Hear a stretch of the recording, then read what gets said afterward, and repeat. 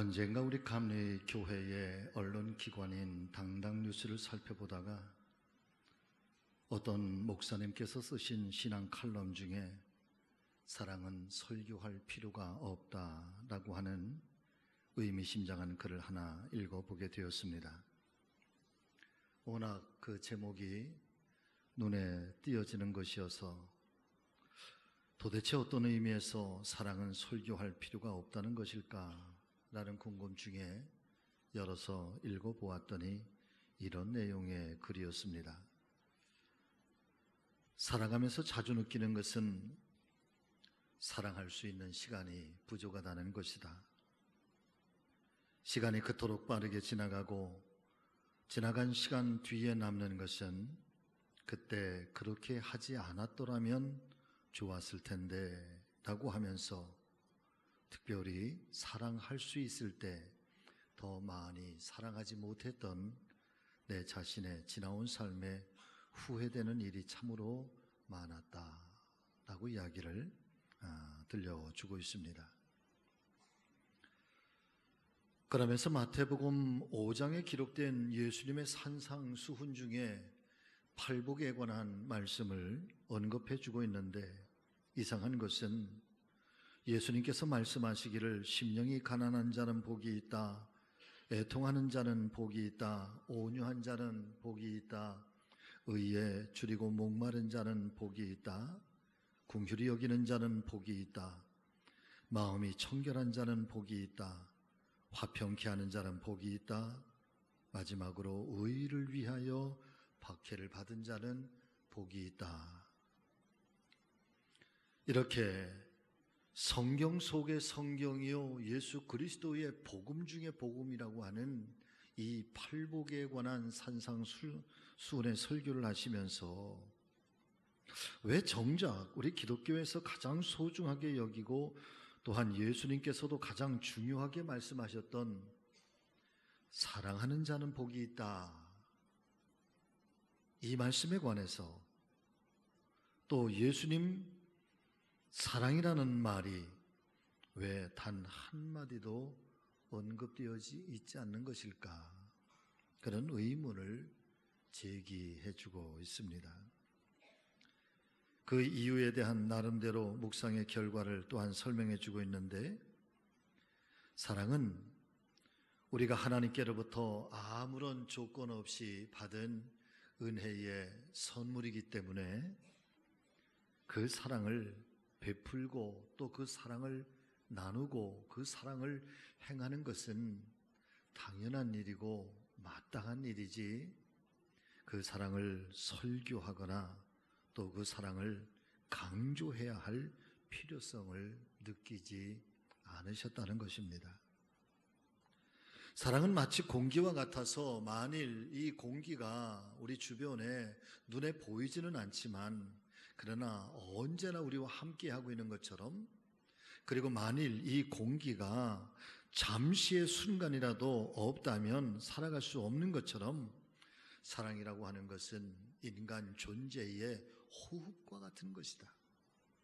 그래서 사랑이라고 하는 것은 눈에 보이지는 않아도 언제나 함께 있어야 되는 것이고 당연한 것이고 또 마땅하게 베풀어야 되는 것이고 마땅하게 누리면서 살아가는 것이지, 굳이 사랑을 설교한다고 해서 더 많이 사랑할 수 있다거나 아니면 사랑을 설교하지 않는다고 해서 적게 사랑할 수 있는 것이 아니라는 말씀인 것입니다. 그리고 결론적으로 고백합니다. 언젠가 내가 하나님 앞에 서게 되는 그날 하나님께서 나에게 이런 질문을 하실 거라는 거죠. 누구를 사랑했느냐? 하나님은 우리에게 그런 질문하지 아니하시고 얼마만큼 사랑했느냐? 라고 물으신다는 겁니다. 할렐루야. 사랑하는 우리 교회 믿음의 한 가족 여러분, 오늘 본문의 말씀이 요한복음 15장 12절의 말씀을 보면은 예수님께서 분명하게 말씀하시고 있습니다. 나의 계명은 곧 내가 너희를 사랑한 것 같이 너희도 서로 사랑하는 것이다. 우리에게 가장 행복한 것은 바로 이 사랑이라 믿습니다. 단지 좋은 음식만으로 행복하게 살아갈 수가 없는 아주 고등적인 존재이면서 우리는 영적인 존재인 것입니다. 또한 많은 소유물이 있다고 해서 그 소유물의 풍성함 때문에 우리의 인생이 건강한 인생이 될 것이라고 하는 보장도 없습니다. 바꿔서 말씀을 드리면 사람은 사랑을 하고 사랑을 먹고 사랑을 느끼고 또 사랑을 주고 사랑을 함께 공유하면서 살아야지만 진정으로 건강한 삶을 살 수가 있는 것입니다. 오늘 아침 이 종이 간절히 바라면서 사랑하는 우리 믿음의 가족들에게 또 우리 성지 식구들에게 축복하며 기도하는 것은 먼저는 저와 여러분들의 가정이 그렇게 사랑으로 충만한 가정이 되시기를 주의 이름으로 축원을 드립니다. 더불어서 우리 교회 사랑하는 여러분 사랑으로 충만한 성령 공동체가 되기를 간절히 바랍니다. 사랑은 설교하는 것이 아니다. 바꿔서 말씀을 드리면 설교를 해서 설교를 많이 듣기 때문에 그래서 더 많이 사랑할 수 있고 또 설교를 하지 않기 때문에 사랑에 관한 설교를 많이 듣지 않아서 그래서 사랑을 적게 할 수 있는 것이 아니라 사랑은 많이 들으나 안 들으나 그건 마땅한 것이고 당연한 것이고 그리고 우리 안에 풍성하게 나타나야 할 하나님의 은혜의 형상이지. 그래서 사랑은 설교하는 것이 아니다. 제목은 그렇게 정해놓았습니다마는 내 말씀을 준비하다가 보니까 사랑에 관한 설교를 준비하게 되었네요. 자, 성경이 말씀하고 있는 사랑은 그러면 어떤 사랑인지 그 의미를 함께 새겨보고 무엇보다도 다시 한번 이 사랑이 우리의 가슴 속에서 살아있고 역동적이고 그렇게 움직이는 그런 사랑의 사람들 다 되어주시기를 간곡히 부탁을 드립니다. 첫 번째, 사랑이란 상호 공유성이 있어야 합니다.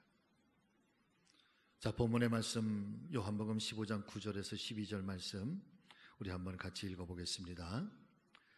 아버지께서 나를 사랑하신 것 같이 나도 너희를 사랑하였으니 나의 사랑 안에 거하라. 내가 아버지의 계명을 지켜 그의 사랑 안에 거하는 것 같이 너희도 내 계명을 지키면 내 사랑 안에 거하리라. 내가 이것을 너희에게 이름은 내 기쁨이 너희 안에 있어 너희 기쁨을 충만하게 하려 함이라. 내 계명은 곧 내가 너희를 사랑하는 것 같이 너희도 서로 사랑하라 하는 이것이니라. 사랑하는 여러분, 오늘 말씀 속에서 주님께서는 나의 계명은 곧 내가 너희를 사랑한 것 같이 너희도 서로 사랑하라 말씀해 주시고 있습니다. 그런데 이 말씀을 가만히 살펴보면은 사랑에는 사랑의 대상과 그리고 그 사랑의 대상을 향한 어떻게 사랑할 것인가라고 하는 사랑의 방법까지도 주님께서는 말씀해 주시고 있다는 것입니다. 먼저 사랑의 대상으로는 서로라고 말씀해 주시고 있습니다. 그리고 그 사랑의 방법으로는 내가 너희를 사랑한 것처럼 주님께서 우리를 사랑한 것 같이 라고 방법도 말씀해 주시고 있는 거지요. 자, 그렇다면 여기에서 한 가지 궁금증이 생겨나게 됩니다. 주님께서 우리를 사랑하신 주님의 사랑의 방법이란 과연 어떤 사랑을 말씀하시고 있는 것일까? 사랑하는 여러분, 그것은 바로 십자가의 사랑을 말씀해 주시고 있는 줄로 믿습니다. 십자가의 사랑에서 나타나고 있는 이 사랑의 모습이 과연 무엇일까요? 첫 번째는 조건이 없는 거지요. 두 번째는 당신의 목숨을 던지는 사랑이니까 전적인 희생의 사랑인 것이죠. 그리고 그 사랑에 대해서 어떤 보답을 달라, 내가 너를 이렇게 사랑했으니 네가 나를 어떻게 해라 라고 하는 사랑에 대한 보답에 대해서 십자가는 말하지 않습니다. 다만 그렇게 주님께서 우리를 위해서 당신의 몸을 내어주시고 당신의 몸을 통해서 우리를 사해 주시고 우리의 죄의 문제를 해결해 주시고 우리에게 영원한 생명과 천국의 문을 활짝 열어주신 것, 그리고 그 십자가의 사랑에 대해서 어떻게 응답하며 살 것인가 라고 하는 것은 전적인 우리의 몫이지, 주님께서는 그것을 구체적으로 우리에게 먼저 요청하고는 있지는 않으신다는 거죠. 어쩌면 십자가의 사랑에서 정말 소중한 사랑이 있다고 한다면 여러분, 용서라고 하는 것을 우리는 빼놓을 수가 없을 것입니다. 저는 이 용서에 대해서 늘 고백할 때마다 십자가는 우리의 과거를 묻지 않는다는 거예요. 주님의 십자가는 우리의 지나온 삶에 대해서 더 이상 추궁하지 않으신다는 거예요. 너희는 새로운 삶을 살기 위해서 그러면 너희의 과거를 어떻게 청산하라, 어떻게 너의 과거가 무엇이었느냐, 너의 죄가 무엇이었느냐, 너의 부끄러움이 무엇이냐라고 우리는 자꾸만 알기를 원하지만, 그러나 주님은 더 이상 물으시지 않으신다는, 아주 철저하게, 아주 분명하게 십자가는 한없는 용서,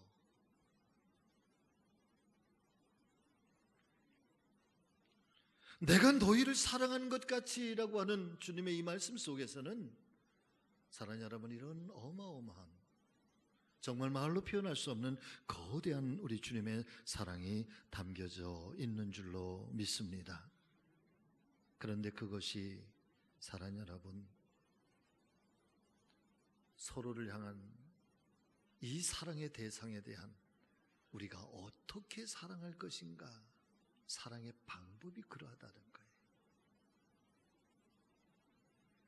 사랑 믿음의 가족 여러분, 먼저 하나님과 우리 사이의 이 사랑의 관계를 한번 살펴볼까요?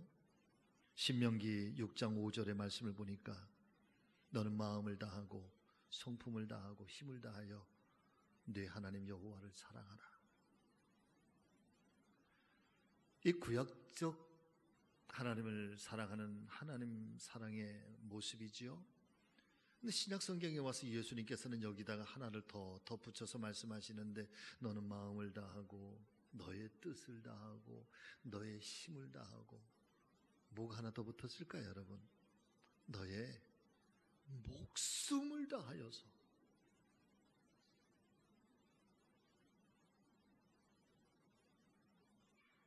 주 너의 하나님을 사랑하라. 여기에서 주목해야 할 말씀 중에 여호와를 경외하라 말씀하시지 아니하시고 하나님을, 여호와를 사랑하라. 여러분, 여호와를 경외하라 라고 하는 이 경외라는 말이요, fear라고 하는 말이에요. 두려움이라는 말이에요. 하나님을 두려워하라, 이 경배의 진정한 의미거든요. 만약 저와 여러분들이 하나님을 말씀에 순종하고 우리가 오늘 하나님 앞에 나와서 예배를 드리고 있는 그 순종의 이유가 하나님이 두렵기 때문에, 하나님께서 벌 주실 것이 두려워서 그래서 하나님 앞에 나왔다고 한다면, 사랑하는 여러분, 이 믿음이 얼마나 오래 가겠습니까? 그런데 하나님 말씀 앞에 우리가 날마다 순종하며 살아가는 이유가 오직 한 가지, 하나님을 사랑하기 때문이라고 한다면, 오늘도 우리가 하나님 말씀 앞에 순종하며 살아가는 것 이 자체가 기쁨이고 소망이 되는 줄로 믿습니다. 신명기 31장에 있는 말씀을 보니까요, 하나님께서 이스라엘 백성들에게 이렇게 말씀을 하시고 있습니다. 자, 신명기 31장 20절 말씀 같이 읽습니다.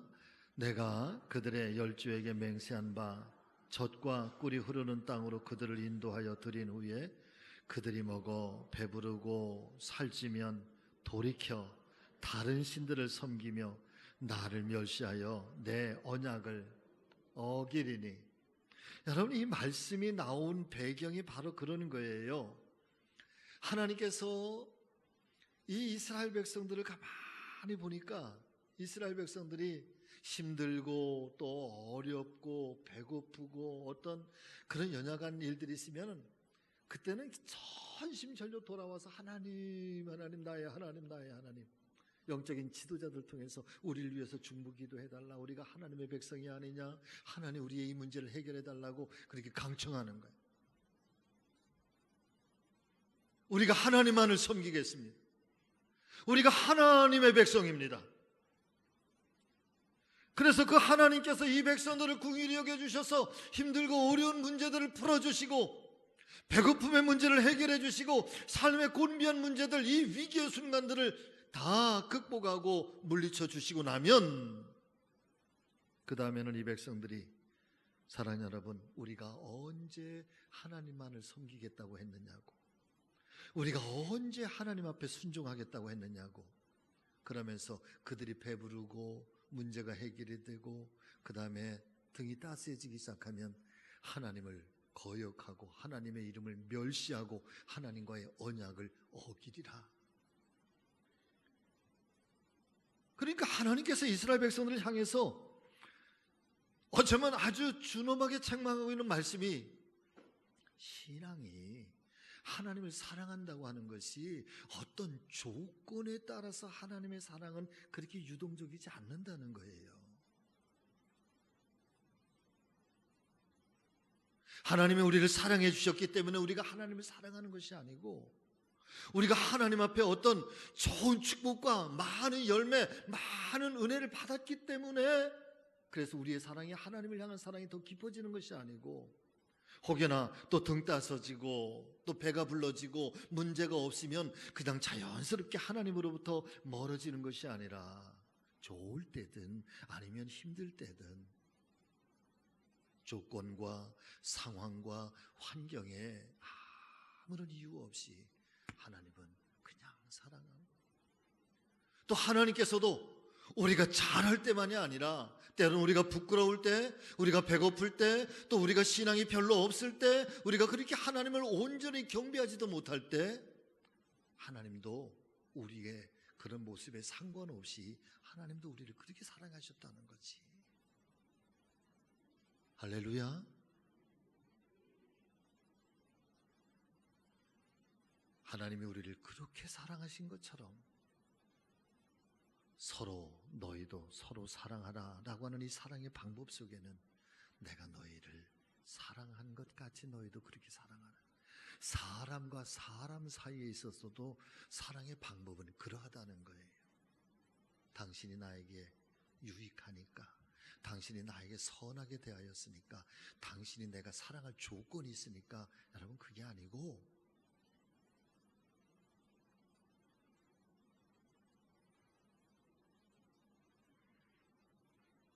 그래서 사랑은 공존성이다. 여러분 같이 하십니다. 당신이 나를 사랑해 주니까. 그건 아니에요. 이게 성경의 사랑.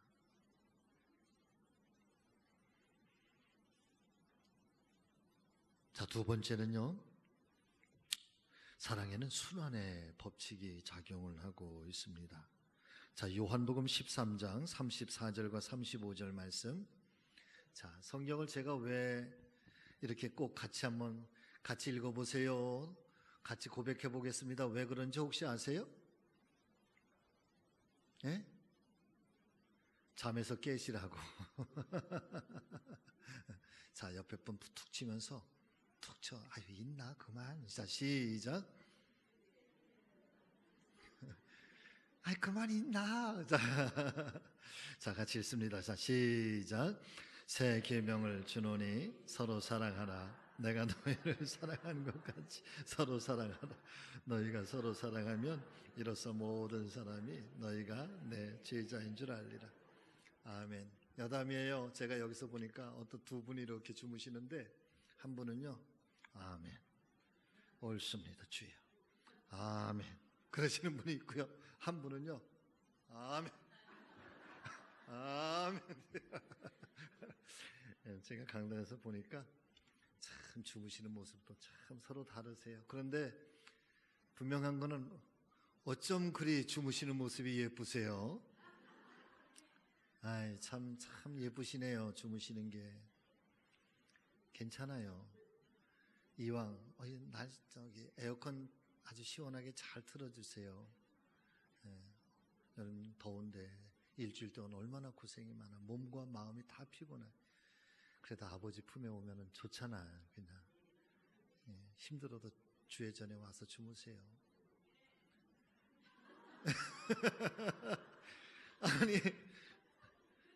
아니야, 많은 얘기가 필요 없어. 이 성경 이거 다음에 하면 또 하면 되지 뭐. 어차피 주무셔서 안 들으시는데 뭐. 저희 할머니가 이거 원고에 없는 얘기야. 오늘 설교에 없는 얘기. 할머니가 예전에 제 집에 보니까 아랫목에 콩나물을 키우더라고. 콩나물 씨를 이렇게 놓고, 그리고 나서 거기에 콩나물을 키우는데 제가 매일 물을 줘요. 그럼 뭐가 있나 하고 이렇게 봤지. 그랬더니 뭐 그냥 콩 이렇게 놓고서는 삼배 같은 거 이렇게 덮어놓고 하루에도 뭐 틈만 나면 주시는 거야. 그냥 뭐 바가지 물 주면은 거기 뭐 물이 머물러 있나요? 그냥 싹 빠져나가고 싹 빠져나가고 그러지. 야, 그런데요, 한 일주일 지나고 2주일 지나니까요, 야, 신기하대요. 거기에요, 싹이 나고 콩나물이 올라오더라고요. 그냥 물 주면 다 빠져나가는 것 같은데 죄 없습니다. 이쪽으로 들어갔다 일로 다 빠져나가는데 1년 내내 교회 와서 다 주무시고 한마디 안 듣고 가시는 것 같은데 그래도요, 믿음이 자라더라니까요.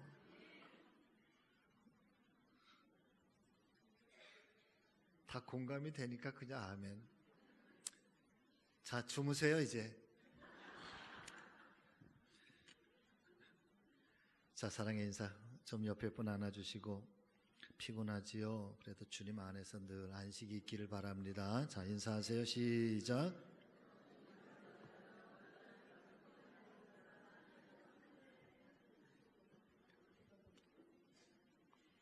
네.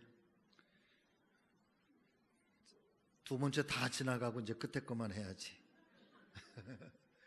초대교회에 아리스티데스라고 하는, 방송실 잘 찾으세요, 원고. 아리스티데스라고 하는 사람이 있는데, 초대 그 로마의 황제인 그 아드리안 황제의 최측근의 사람. 그런데 이 아드리안 황제가 돼서 나라를 이렇게 지배를 하는데, 다스리는데 보니까 이때 당시가 이제 초대 기독교회가 막 흥왕하고 왕성할 때거든요. 막 왕성해. 그러니까 이 아드리안 황제가 이 아리스티데스에게 한번 도대체 이 크리스찬이 어떤 사람들이냐, 이 기독교인들이 도대체 어떤 사람들이냐, 저 사람들은 어떤 사람이고 뭘 믿고 또 삶의 유형은 어떻고 저들의 가족사는 어떻고, 하여튼 이 그리스도인에 관한 모든 것들을 다 좀 조사를 해서 나에게 좀 보고를 해봐라. 그래서 오랜 시간 동안 가서 다 이 크리스찬들을 만나보고 또 찾아보고 그러면서 조사해서 보고서를 작성을 해서 이 아드리안 황제에게 보고서를 제출을 했는데요, 놀랍게도 그 보고서에 단 한 줄밖에 없더래요. 그 한 줄의 보고서 내용이 여러분 이거예요. 보십시오, 저들은 서로 사랑합니다. 이거 한 줄이에요.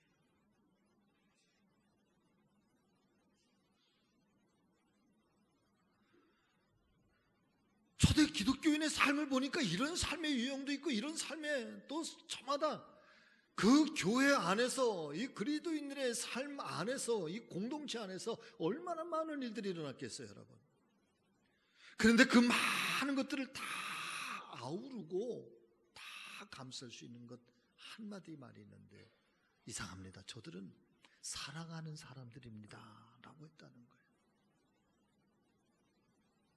그 한마디 말이면 좋겠다는 거지. 사랑 우리 성지교회 믿음의 가족 여러분, 오늘날 교회와 성도들의 모습은 어떨까요? 세상에 믿지 않는 사람들, 그들이 우리 크리스찬들을 볼 때 저들은 정말 사랑하는 사람들입니다. 오늘날에도 세상 사람들은 우리를 향해서 그렇게 이야기를 하고 있을까?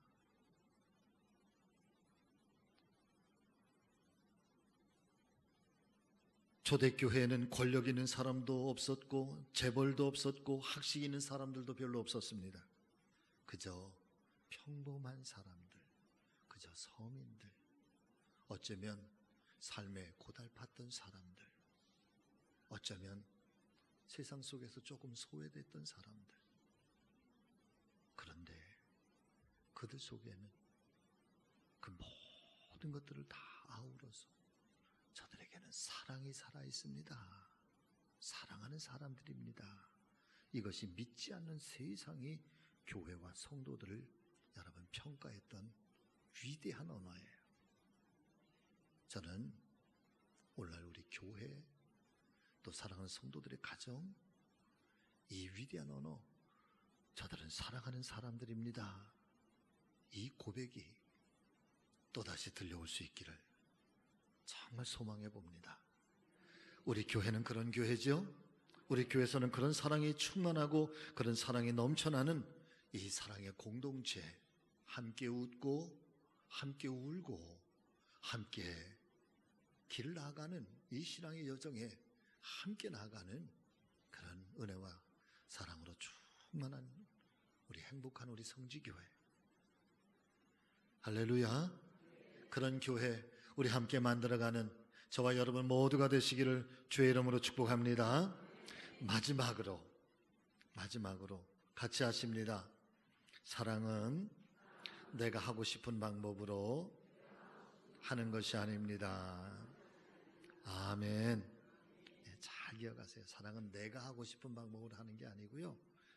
이런 이야기가 있더라고 보니까 어느 교회에서 의료 선교사를 파송을 하고 그 후원을 하기 위해서 의료 물품들을 다 이제 보내는 거예요. 단기 선교처럼. 그래서 의료 물품, 의료 약들을 다 모아서 보내는데 가만히 보니까 붕대가 많이 필요할 것 같은 거예요. 붕대가. 근데 붕대가 별로 없잖아. 그래서 어떻게 하면 좋을까? 가만히 생각해 보니까 혼이불이 하나 있는 거야. 이 혼이불이 감도 좋고 그러니까 이 혼이불을 가지고 우리가 붕대를 만들자. 그래서 전 교인들이 밤새도록 5cm 정도로 그 혼이불을 다 잘라가지고 붕대를 다 만들어가지고 잘 곱게 접어가지고 차곡차곡 해서 다른 의약품하고 여러분 선교사님한테 보낸 거예요. 한 달이 지났는데 선교사님이 감사의 편지가 왔습니다. 이렇게 왔습니다. 마침 혼이불이 하나 있으면 좋겠다고 생각하고 있었는데 붕대는 이미 많이 있고 혼이불을 만들기에 적당한 붕대를 보내주셔서 감사합니다. 바느질 하느라 시간이 좀 걸리기는 했지만 보내주신 붕대로 멋진 이불을 만들어서 잘 사용하고 있습니다. 진심으로 감사드립니다. 아직 이해가 안 됐으면 집에 가서 잘 생각해 보시면 돼요. 다 같이 기도하겠습니다.